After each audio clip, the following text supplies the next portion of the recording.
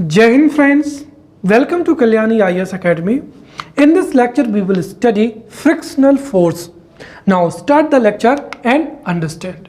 See, the force which acts on the surfaces of objects and the force which opposes the relative motion is known as frictional force. For an example, this is a ground area और इस ground area में किसी ने football को क्या कर दिया, kick कर दिया है और ये फुटबॉल क्या है, रोल हो रही है। तो जब ये फुटबॉल जो है इस सरफेस पर रोल होगी तो दोनों ही सरफेस के बीच में यहाँ पर एक जो है फोर्स अप्लाई होगा, राइट, जिसको ही क्या कहेंगे, फ्रिक्शनल फोर्स कहेंगे। और ये जब तक अप्लाई होता है तब तक कि इस फुटबॉल जो कि क्या है, मोशन स्टेट में है, जब तक ये आपस में जाकर या यहाँ पर जाकर ये रेस्ट स्टेट में नहीं आ जाती है। तो यहाँ से हमको दो चीज़ें पता चलती है। जैसे अगर आप डेली लाइफ में देखें, राइट, तो जैसे क्रिकेट खेलते हैं, क्रिकेट में जब भी कोई भी प्लेयर किसी भी बॉल को क्या करता है, हिट करता है, तो जैसे ही वो ग्राउंड पर क्या होती है, रोल होती है, वह कुछ समय पर जाकर क्या हो जाती है, रुक जाती है। या फिर हम ये कहें कि जैसे मैंने कहा कि दिस इज़ द रोड और यहाँ पर ये जो है एक कार जो है इस तरीके से जा रही है, राइट। अब ये कार को अगर हम न्यूट्रल कर दें और न्यूट्रल करके अगर इंजन को बंद कर दें तो ये कार भी क्या होगी, थोड़ी दूर जो है डिस्टेंस ट्रेवल करेगी और उसके बाद में ये जो कार है यह भी क्या हो जाएगी, जो है रेस्ट स्टेट में आ जाएगी। क्यों? क्योंकि यहाँ पर भी अगर आप देखेंगे तो इस कार ये जो क्या हो जाएगी, रोड हो जाएगी, राइट। रोड तथा टायर की जो सरफेस है उन दोनों के बीच में यहाँ पर भी फ्रिक्शनल फोर्स लग रहा है और फ्रिक्शनल फोर्स लगने की वजह से जो कार मोशन स्टेट में है वो रेस्ट स्टेट में आ जाएगी।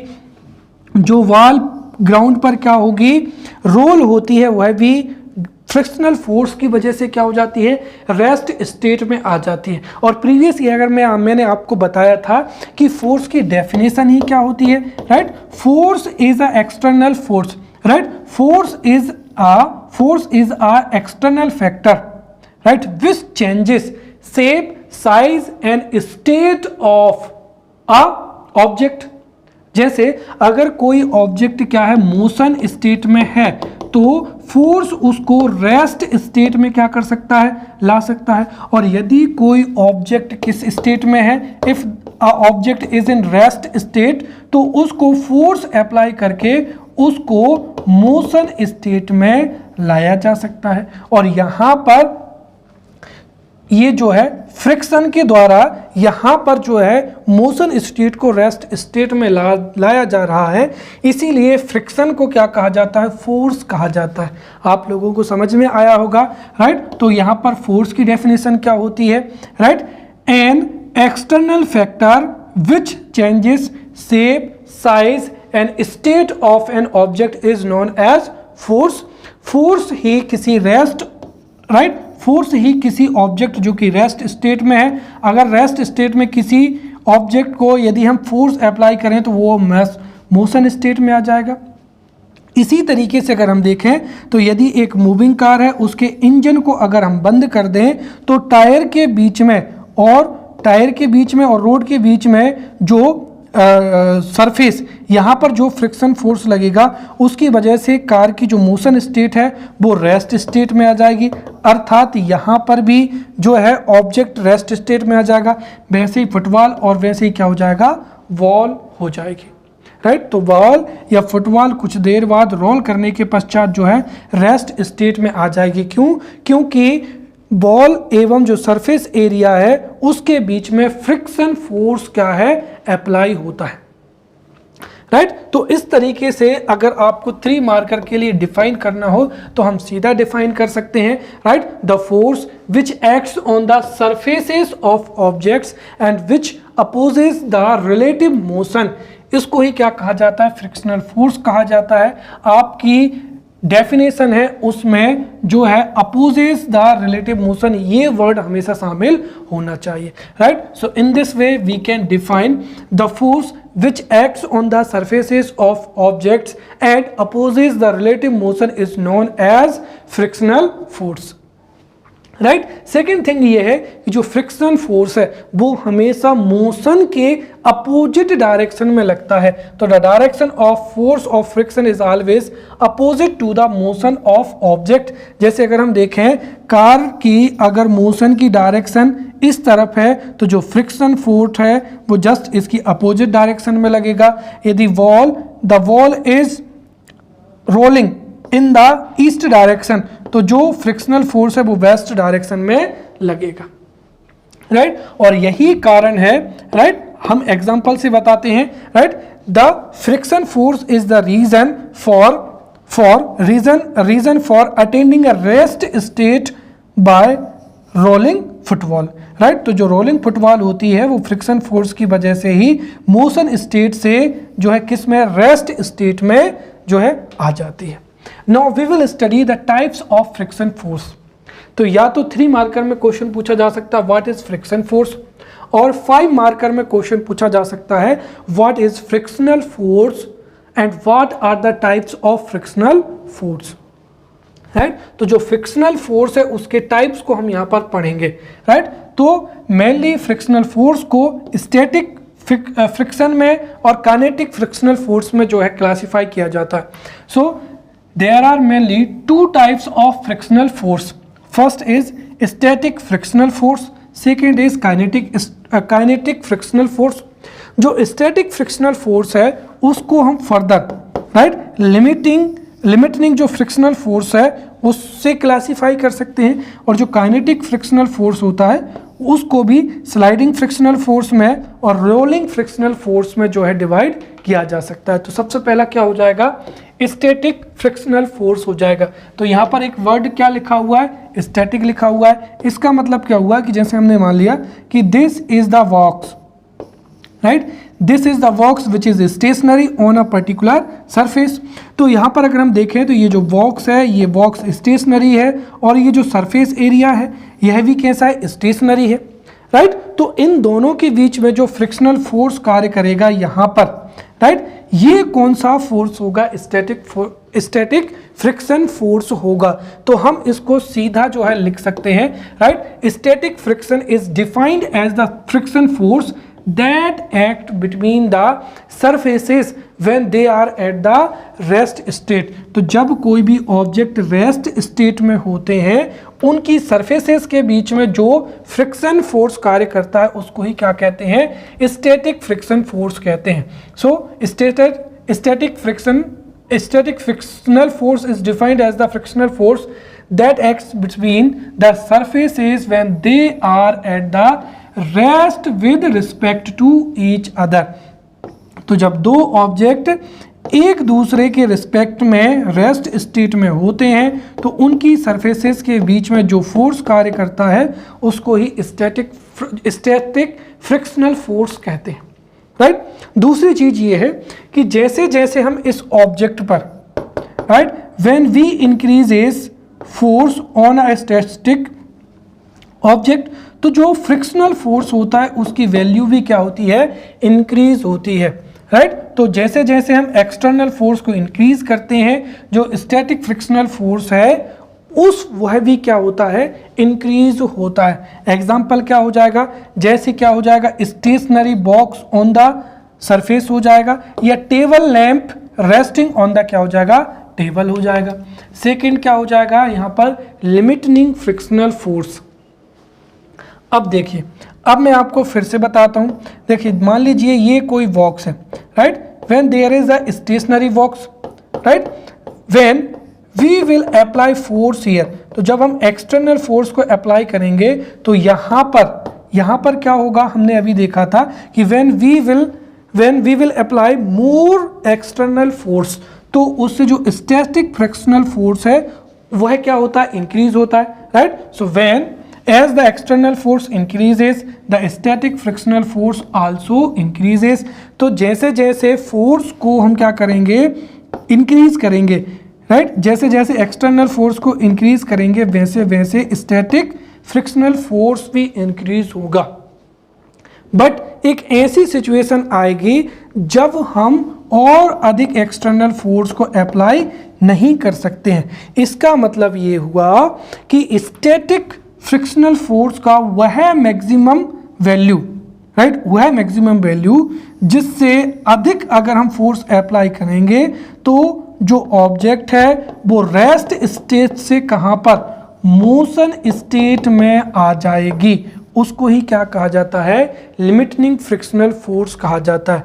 विच मीन्स हम कह सकते हैं कि limiting frictional force is equal to minimum force to start the motion. तो कोई भी ऑब्जेक्ट यदि रेस्ट स्टेट में है तो उस ऑब्जेक्ट को मोशन स्टेट में लाने के लिए जो मिनिमम फोर्स होता है वही किसके बराबर होता है, लिमिटिंग फ्रिक्शनल फोर्स के बराबर होता है।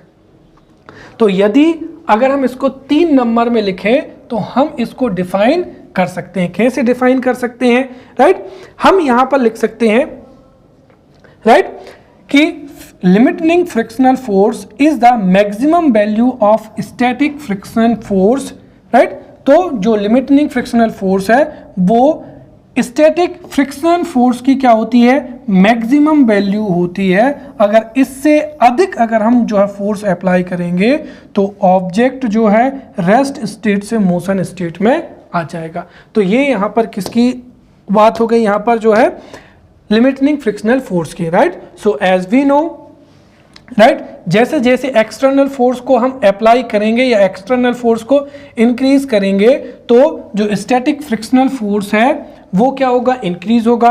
But after certain limit the value of static frictional force can not be increased any more, right. क्योंकि अगर हम इससे अधिक स्टैटिक जो फ्रिक्शनल फोर्स है, राइट, अगर इससे अधिक हम एक्सटर्नल फोर्स को अप्लाई करेंगे तो जो ऑब्जेक्ट है वो मोशन स्टेट में आ जाएगा। इसीलिए हम जो है इसकी डेफिनेशन लिख सकते हैं, राइट, कि limiting frictional force is the maximum value of static frictional force above which the object can be in a motion state. या फिर हम दूसरे शब्दों में लिख सकते हैं कि limiting frictional force is equal to minimum force to start the motion. Clear? चलिए, तो ये हमने यहाँ पर जो है स्टैटिक फ्रिक्शनल फोर्स के बारे में और लिमिटिंग फ्रिक्शनल फोर्स के बारे में पढ़ लिया है। Now we will study kinetic frictional force. देखिए, अब अगर मैंने कहा कि the frictional force between moving surfaces of the object with each other, तो जब भी कोई भी दो ऑब्जेक्ट हैं, जैसे ये क्या हो जाएंगे, मशीन के दो पार्ट्स हो जाएंगे, राइट, और ये जो मशीन के दो पार्ट्स हैं, राइट, ये किसी रॉड से क्या है, लगे हुए हैं, राइट। तो जब कभी भी दो मूविंग सरफेसेस के बीच में जो फ्रिक्शनल फोर्स कार्य करता है उसको ही क्या कहते हैं, काइनेटिक फ्रिक्शनल फोर्स कहते हैं। So the frictional force between moving surfaces of objects with each other is known as kinetic frictional force. और यह फिर दो प्रकार का होता है, एक होता है स्लाइडिंग फ्रिक्शनल फोर्स और दूसरा क्या हो जाएगा, रोलिंग फ्रिक्शनल फोर्स। ये भी बिल्कुल सरल है। देखिए, जब कोई ऑब्जेक्ट किसी अदर ऑब्जेक्ट की सरफेस पर क्या होती है, स्लाइड होती है, जैसे ये बॉक्स है, इस बॉक्स को यदि आप क्या करेंगे, पुल करेंगे बाय रोप, यदि आप इसको पुल करेंगे तो ये क्या होगी, ड्रैग होगी, राइट, ये क्या होगी, ड्रैग होगी, या ये क्या होगी, स्लाइड होगी। तो यहाँ पर जो फ्रिक्शनल फोर्स होगा वो कौन सा होगा, स्लाइडिंग फ्रिक्शनल फोर्स। तो इस तरीके से हम इसको डिफाइन कर सकते हैं, if N object is sliding on the surface of another subject, right, if N object is sliding on another surface of object, तो उन सरफेस के बीच में जो फोर्स कार्य करेगा वही क्या होगा, स्लाइडिंग फ्रिक्शनल फोर्स होगा। उदाहरण के लिए अगर हम देखें तो sliding of block across the floor, जो फ्लोर है उसमें यदि आप ब्लॉक्स को क्या करेंगे, खींचेंगे, पुल करेंगे, तो यहाँ पर जो फोर्स कार्य करेगा वो स्लाइडिंग फ्रिक्शनल फोर्स होगा। या to cards sliding against each other, right, तो जो कॉर्ड्स हैं अगर हम उनको मूव करेंगे तो वो भी क्या होंगे, स्लाइड करेंगे, राइट। दूसरा क्या हो जाएगा, रोलिंग फ्रिक्शनल फोर्स। ये भी बहुत ईजी है। देखिए, यदि किसी सरफेस पर कोई अदर ऑब्जेक्ट क्या करता है, रोल करता है, राइट, तो यदि कोई ऑब्जेक्ट जो है रोल कर रहा है किसी सरफेस पर, तो उनके बीच में जो फोर्स कार्य करेगा वही क्या कहलाएगा, rolling frictional force, right. So when one object rolls on the surface of another object then the frictional force between the both surfaces of the object is known as rolling frictional force, right. तो यदि एक object किसी दूसरे object की surface पर क्या है, role हो रही है, तो उन दोनों की सरफेस के बीच में जो फोर्स होगा वो क्या होगा, रोलिंग फ्रिक्शनल फोर्स होगा। और हमेशा ध्यान रखें आप कि जो रोलिंग फ्रिक्शनल फोर्स होता है उसकी वैल्यू फ्रिक्शन फोर्स में लोएस्ट होती है, और जबकि जो स्टैटिक फ्रिक्शनल फोर्स होता है उसकी वैल्यू क्या होती है, मैक्सिमम होती है। जैसे रोलिंग ऑफ द क्या हो जाएगा, फुटबॉल हो जाएगा। चलिए, तो इस तरीके से 5 नंबर में यदि प्रश्न पूछा जाए what is a frictional force, what are the different types of friction forces, तो हम जो है फोर्स जो फ्रिक्शनल फोर्स है, फ्रिक्शन फोर्स की डेफिनेशन लिख सकते हैं, और जो फ्रिक्शनल फोर्स है उसके जो डिफरेंट टाइप्स हैं उनको भी हम राइट कर सकते हैं, राइट। अब अगला हो जाएगा properties of frictional force, right. यहां पर NaL आएगा। चलिए, अब ये भी जो है 5 मार्कर में पूछा जा सकता है, right. What is a frictional force, what are the properties of frictional force. तो फ्रिक्शनल फोर्स की जो प्रॉपर्टीज हैं हम उनको समझेंगे। सबसे पहला क्या हो जाएगा, the frictional force depends on the nature of surface.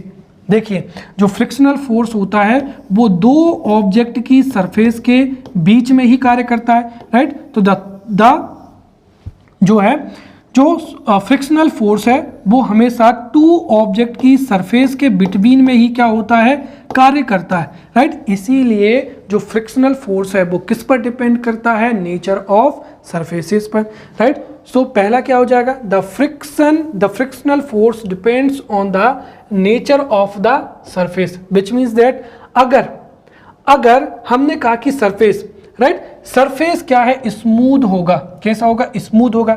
If surface is smooth तो फ्रिक्शन कैसा होगा, लेस होगा। और सरफेस कैसा है, रफ है, तो फ्रिक्शन कैसा होगा, ग्रेटर होगा, राइट। तो नेचर ऑफ जो सरफेस होता है उस पर जो है फ्रिक्शन डिपेंड करता है। स्मूथ सरफेस है तो फ्रिक्शन लेस होगा, रफ सरफेस है तो फ्रिक्शन क्या होगा, ग्रेटर होगा।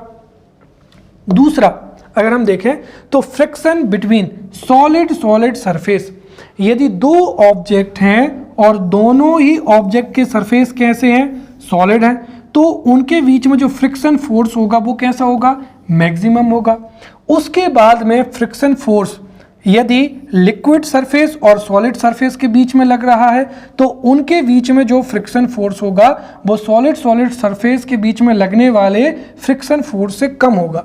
और जो सबसे कम फ्रिक्शन फोर्स होगा वो किसके बीच में होगा, यदि एक सरफेस क्या है, एयर है, और दूसरे ऑब्जेक्ट की सरफेस जो है वो कैसी है, सॉलिड है। तो सॉलिड सरफेस के बीच में मैक्सिमम फ्रिक्शनल फोर्स होता है, राइट।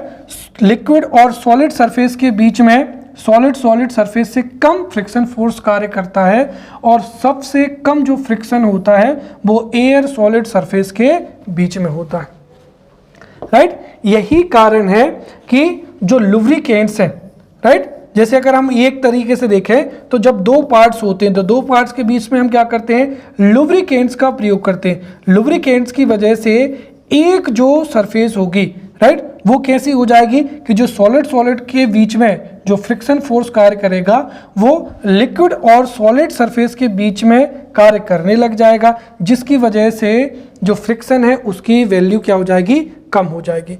या फिर जैसे अगर हम देखें बॉल बियरिंग करते हैं, राइट, जैसे जो व्हील्स होते हैं तो व्हील्स में क्या होते हैं, यहाँ पर इस तरीके से क्या होते हैं, जो है वॉल बियरिंग की जाती है। और वॉल बियरिंग की वजह से भी क्या होता है कि यहाँ पर अगर आप देखेंगे तो जो स्टैटिक फ्रिक्शन है वो किस में कन्वर्ट हो जाता है, रोलिंग फ्रिक्शन में कम हो जाता है। तो इस तरीके से अगर 2 सॉलिड पार्ट के बीच में लुब्रिकेंट्स का प्रयोग किया जाए तो फ्रिक्शन की वैल्यू कम हो जाएगी, जिसकी वजह से जो पार्ट्स हैं वो इजीली मूव कर पाएंगे।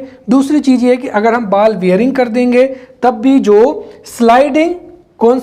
स्लाइडिंग जो फ्रिक्शन है वो रोलिंग सरफेस या रोलिंग फ्रिक्शन में क्या हो जाएगा, कन्वर्ट हो जाएगा, और उससे भी फ्रिक्शन की वैल्यू कम हो जाएगी, जिसकी वजह से जो मूविंग ऑब्जेक्ट हैं उनमें डिस्टर्बेंसेस नहीं होगा। क्लियर? चलिए, अब यहाँ से 11 मार्कर क्वेश्चन जो है पूछा जा सकता है, और 11 मार्कर क्वेश्चन पूछा जाएगा तो उसके 3 जो है सेगमेंट्स होंगे। तो पहला पूछा जा सकता है, right, what is a frictional force, second what is a frictional force, and what are the uses of frictional force, या फ्रिक्शन भी जो वर्ड है आ सकता है, right. So what is a friction, और what are the uses of friction, और what are the uses of frictional force. तो इसको हम बहुत अच्छे से समझते हैं 4 पॉइंट से, राइट। तो देखिए, जब कभी भी दो सरफेसेस, राइट, दो मूविंग सरफेसेस के बीच में जो फोर्स लगता है या जो अपोजिंग फोर्स होता है उसको ही क्या कहा जाता है, फ्रिक्शनल फोर्स कहा जाता है। तो फ्रिक्शनल फोर्स के यूजेस क्या होते हैं उसको हम यहाँ पर समझते हैं। तो सबसे पहला तो क्या हो जाएगा, राइट, कि when there is no required friction on the roads, right, तो उससे व्हील्स या जो व्हीकल्स होते हैं वो क्या होते हैं, स्लिप होने लगते हैं, राइट। तो कुल मिलाकर जैसे मैंने कहा कि ये क्या हो जाएगी, सड़क हो जाएगी। अब सड़क पर जैसे ये कोई क्या चल रहा है, व्हीकल चल रहा है, जैसे ये बस हो जाएगी, राइट, इस तरीके से। अब अगर यहाँ पर इस सड़क में ये पहियों के बीच में, राइट, ये सड़क है और पहियों के बीच में अगर रिक्वायर्ड फ्रिक्शन फोर्स नहीं होगा तो सीधी सी बात है, ये जो व्हीकल है क्या हो जाएगा, स्लिप हो जाएगा और हो सकता है एक्सीडेंट भी हो।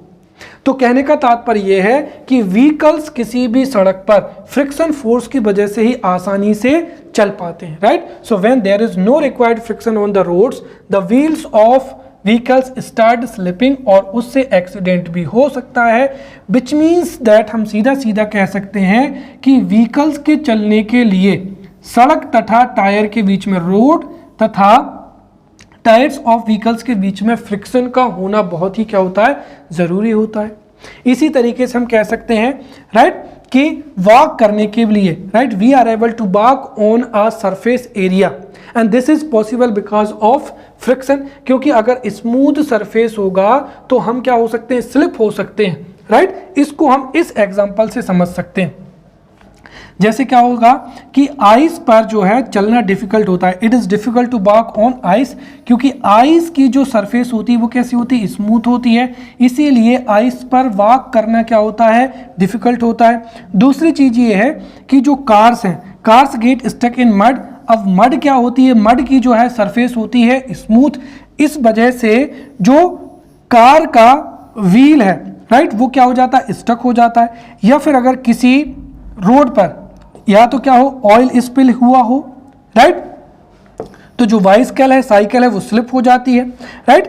यह तीसरी चीज और सबसे महत्वपूर्ण चीज ये है, ये दरअसल क्या है, यहां पर मेजर है, राइट। ये 3 एग्जाम्पल हैं और ये 2 क्या हो जाएंगे, अगले पॉइंट हो जाएंगे। This is point first, second और थर्ड क्या हो जाएगा, फोर्थ, एंड ये क्या हो जाएगा, फोर्थ हो जाएगा। तो तीसरा क्या हो जाएगा, right, trains and vehicles are stopped by applying force, this is the huge importance of friction. आप समझिए, आज हमारे वर्ल्ड में क्या है, कई व्हीकल्स हैं, बट आप समझिए कि अगर किसी भी व्हीकल में अगर क्या नहीं होंगे, ब्रेक नहीं होंगे, तो क्या उस व्हीकल का कोई इंपॉर्टेंस है, नहीं है, क्योंकि हम जहां चाहे वहां पर व्हीकल को रोक ही नहीं पाएंगे। और सबसे ज्यादा तो किस में हो जाएगा, ट्रेन में हो जाएगा। अगर मैं मान लूं कि जो बाइसिकल है या आपकी जो बाइक है, 2 व्हीलर है, उसमें डिस्क ब्रेक आते हैं, जैसे आपने अप्लाई किया तो जो व्हील है वो एकदम से जाम हो जाता है और आप रुक जाते हैं। बट अगर आप देखें ट्रेन में अगर आप एकदम से ब्रेक मारेंगे तो जो जितने भी कोच है वो एक दूसरे से क्या हो जाएंगे, कोलाइड हो जाएंगे और हो सकता है बहुत बड़ी दुर्घटना हो जाए। तो कुल मिलाकर यही है कि ट्रेन्स को या किसी भी व्हीकल्स को जो है ब्रेक लगाकर ही क्या किया जाता है, अप्लाई किया जाता है। ब्रेक में क्या होता है, जैसे ये क्या हो जाएगा, व्हील हो जाएगा, तो यहाँ पर कुछ रबर की क्या होती है, सॉफ्ट होती हैं, राइट, जो नॉर्मली स्टेज में क्या होती है, दूर होती हैं, बट जैसे ब्रेक अप्लाई करेंगे तो ये इससे क्या हो जाएंगे, पहिए से क्या हो जाएंगे, बिल्कुल सट जाएंगे, जिससे जो फ्रिक्शन होगा और फ्रिक्शन की वजह से क्या हो जाएगा, रुक जाएगा। तो तीसरा यहाँ पर ये फर्स्ट, सेकेंड और जो तीसरा सबसे बड़ा इंपॉर्टेंट क्या हो जाएगा, trains and vehicles can be stopped by applying brakes, और जो ब्रेक्स होते हैं वो फ्रिक्शन पर ही क्या होते हैं, कार्य करते हैं। फोर्थ क्या हो जाएगा, जो है फायर जनरेशन हो जाएगा, राइट। तो जो fire can be generated easily through friction, right, चाहे मैच बॉक्स हो या लाइटर हो, राइट। लाइटर में भी जब हम रोल करते हैं तो वहां पर फ्रिक्शन होता है जिसकी वजह से जो है लाइटर में फायर जनरेट होती है। या हम दो स्टिक्स को या दो स्टोन्स को जब क्या करें हम मग करेंगे, राइट, रगड़ेंगे, राइट, तो उससे भी फायर क्या होती है, जनरेट होती है। फिफ्थ क्या हो जाएगा कि बिकॉज ऑफ फ्रिक्शन जो वेरियस ऑब्जेक्ट्स हैं वो रेस्ट स्टेट में ही क्या होते हैं, बने हुए रहते हैं, राइट। अगर फ्रिक्शन नहीं होता तो जो ऑब्जेक्ट्स हैं वो एयर की वजह से मोशन स्टेट में आ जाते। इसको हम दो उदाहरण से समझ सकते हैं। सबसे पहली चीज तो ये है कि अगर फ्रिक्शन नहीं होता, अगर कोई भी ऑब्जेक्ट जो है वो फ्रिक्शन लेस सरफेस पर है तो वो एयर की वजह से ही, राइट, एयर का जो एक्सटर्नल फोर्स होगा उसकी वजह से मोशन स्टेट में हो जाएगा। और जो जितनी भी ऑब्जेक्ट्स हैं वो एक जगह से दूसरी जगह पर जो है उनकी पोजीशन चेंज होती, जिससे कई समस्याएं होती। या दूसरा अगर हम देखें, if a person is standing on a friction less surface, और जैसे ही वो विसिल बजाता तो वो अपोजिट डायरेक्शन में क्या होता, मूव हो जाता, क्योंकि हमने न्यूटन्स जो है थर्ड लॉ पढ़ा था, when there is action then there is equal and opposite direction में क्या होती है, रिएक्शन होती है। तो इस व्यक्ति विसिल बजाने पर अपोजिट डायरेक्शन में मोशन स्टेट में आ जाता, right. So these are the uses of friction, right. यदि ये 11 मार्कर में पूछा जाता है तो जो ब्रेक सिस्टम है ये आपको बहुत अच्छे से लिखना है, राइट। 11 मार्कर में पूछा जाए तो at first we have to define what is friction और frictional force.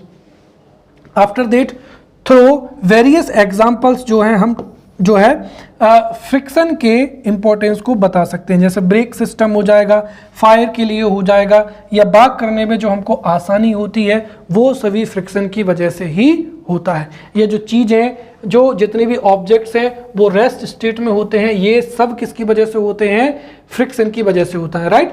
Now we will see the merits of friction, right. तो फ्रिक्शन के मेरिट्स क्या होते हैं, तो ये लगभग हम उसी तरीके से जो है समझ सकते हैं, राइट। मेरिट्स और डीमेरिट्स। चलिए तो सबसे पहले हम समझते हैं यहाँ पर डीमेरिट्स। तो ये भी 5 मार्कर एग्जाम क्वेश्चन पूछा जा सकता है, right. Write down the demerits of friction. तो फ्रिक्शन के डीमेरिट्स को लिखिए। तो सबसे पहला क्या हो जाएगा, हमें पता है कि जो फ्रिक्शन है, right, friction opposes the relative motion of the object. अब देखिए जो इंडस्ट्रीज होती हैं, इंडस्ट्रीज में जो हैवी मशीनरीज होती हैं, मशीनरीज के कई पार्ट्स जो होते हैं वो एक दूसरे के क्या होते हैं, कांटेक्ट में होते हैं, और उनके बीच में क्या होती है, मोशन स्टेट भी होती है। अब देखिए यदि किसी इंडस्ट्रीज के पार्ट्स के बीच में फ्रिक्शन फोर्स अप्लाई होगा तो जाहिर सी बात है इससे एनर्जी का क्या होगा, डिसिपिएशन होगा। क्योंकि आप समझिए जो फोर्स है वो मोशन को क्या करता है, right, force opposes the relative motion of the objects. तो चूंकि जो फोर्स है वो रिलेटिव मोशन को अपोज करता है, इसीलिए जो जितने भी पार्ट्स जिनके सरफेस क्या है कांटेक्ट में है उनकी मोशन का जो फ्रिक्शन है वो अपोज करेगा। इसी वजह से इन पार्ट्स को मोशन स्टेट में रखने के लिए ज़्यादा एनर्जी क्या होगी, रिक्वायर्ड होगी। इसी वजह से due to friction energy dissipation is high, और इसकी वजह से जो प्रोडक्टिविटी है वो क्या होती है, कम होती है।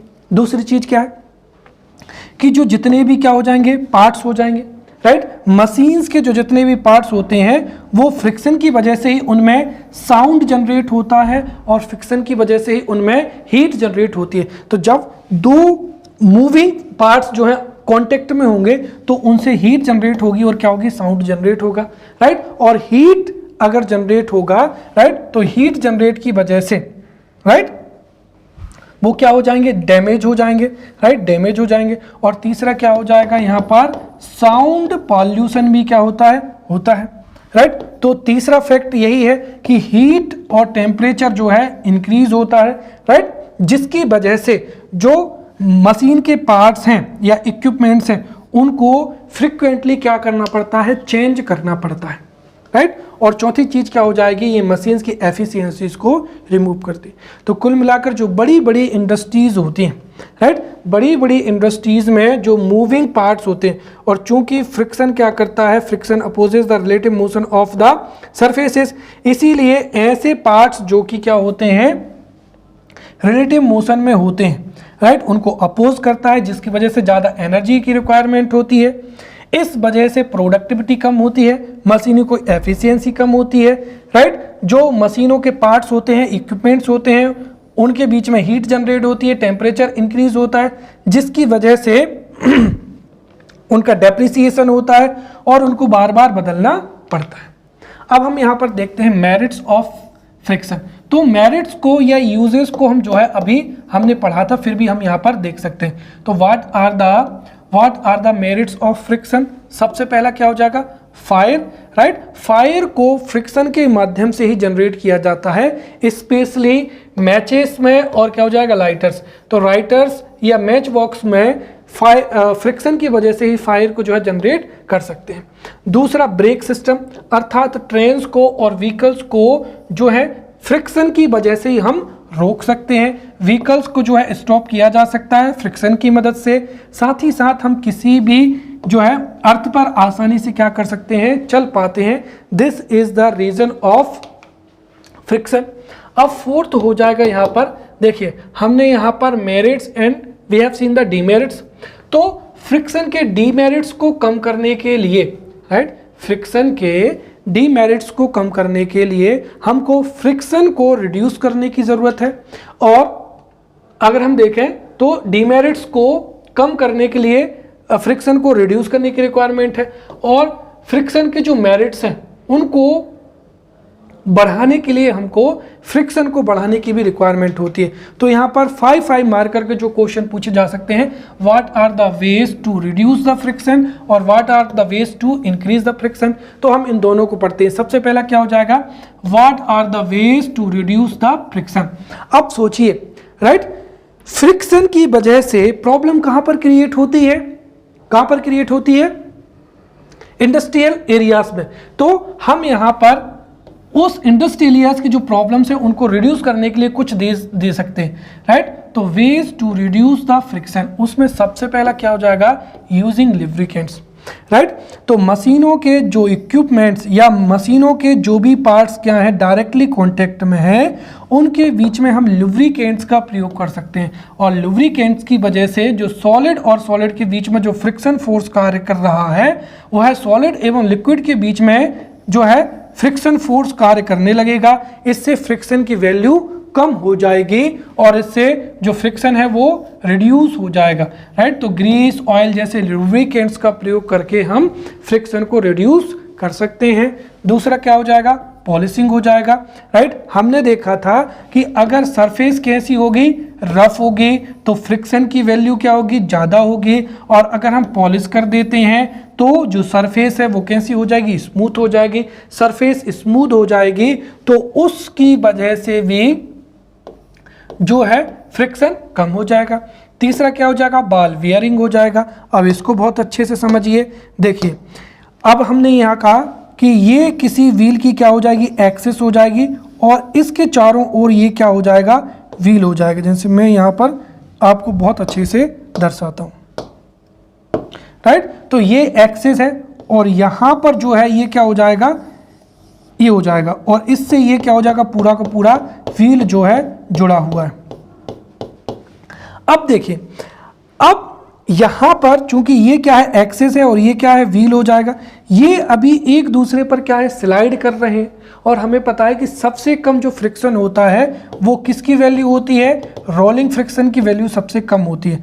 तो अभी चूंकि ये स्लाइडिंग है, इसीलिए इस पहिए को घुमाने में अधिक फोर्स की रिक्वायरमेंट होगी।